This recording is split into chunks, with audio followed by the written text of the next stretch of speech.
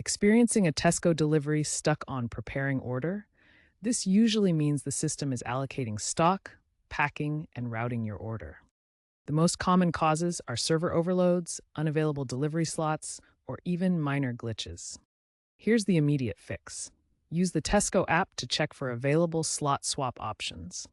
Changing to a different delivery window can often bypass the bottleneck and get your order moving again instantly. Refreshing the app, clearing cache, or logging out and back in can also resolve minor glitches. This will help you avoid any delays. If changing the delivery slot doesn't resolve the stuck order, immediately use Tesco's in-app support chat. Response times are usually under 5 minutes during off-peak hours. The support agent can manually reset your order or offer alternative solutions, like a refund voucher if the delay is significant. To prevent this in the future, try ordering during off-peak times like mid-afternoon on weekdays. Choose flexible delivery slots to reduce the risk of getting stuck.